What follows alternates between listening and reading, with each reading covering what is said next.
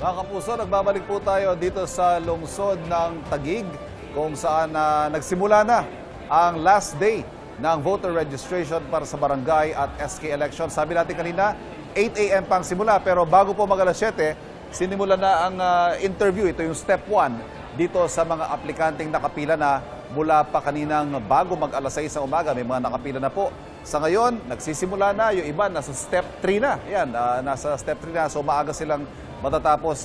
Ngayong araw po na ito ay na-anticipate nila na aabot sa 1,000 pa o more or less ang magpaparehistro. At kumustahin natin ang naging usad ng pagrerehistro sa nakalipas na halos 7 buwan. Makakausap pa natin ngayong umaga, Attorney Ellie Aringay, Election Officer 4 ng COMELEC Taguig. Good morning. Good morning, good morning. Thank you. Kumusta ho ang sinimula natin even before 7 o'clock? Oo.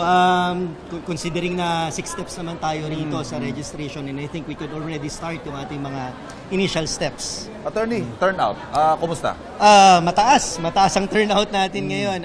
Sa huling linggong to, siguro running 5,000 tayo. And as a matter of fact, simula April 1, which is yun yung covered ng ating paparating na election registration board, aabot na tayo ng 20,000. Okay, nako. Sa kabuuan, it's 77,000. Off-camera ho, nag-usap kami ni Attorney Ellie kanina. Bakit kaya? Bakit sa tingin nyo parang biglang palo yung turnout natin? Siguro, dito talaga sa Taguig, natural na mataas talaga ang registration applicants. At siguro yung iba nagsasabi because of gusto nila for this time marinig ang boses nila by casting their votes sa mga paparating na halalan. Okay, baka may mga nakakapanood sa atin, Attorney, bago sila pumunta rito, humabol for registration, ano ba yung mga dapat dalhin? Kung madadownload nyo na sana, madadownload na nila, Ivan, no, ang ating registration form sa ating COMELEC website. Maigi na gawin na nila at mag-fill up na sila. Okay. Ikalawa, of course, yung mga proof ng kanilang residency, yung mga requirements, i-attach na nila at sana magpa-photocopy na sila para hindi na sila mamroblema pagdating dito. Ano ba usually nagiging problema? Saan tayo bumabara, ika nga? Dito, unang-una, of course, yung flow lang talaga ng tao, madami.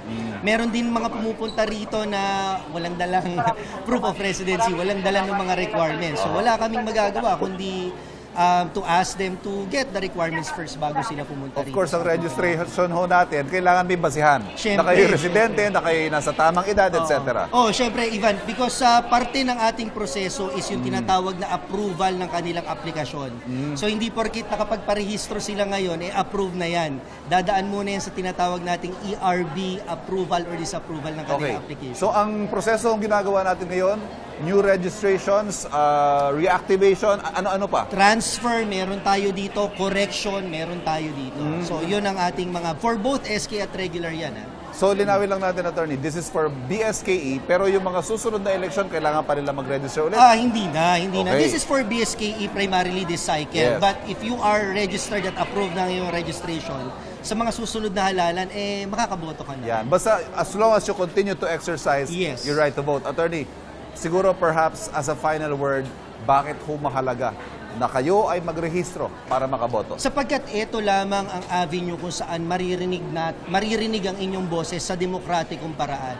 Naiintindihan natin na maraming avenue, magpo-post ka sa social media, makikipagtalo ka, pero ang pinakatanging paraan lamang that is binding to our government at sa ating institusyon ay sa pamamagitan ng halalan at nagsisimula yun kung ikaw ay registered voter ng iyong residency.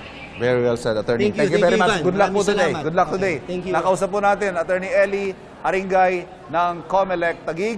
Tulad nga po na nasabi niya, isang mahalagang bahagi po ng proseso ng ating pakikilahok sa ating demokrasya, itong pagpaparehistro para tayo ay makaboto. Balik po muna tayo sa studio.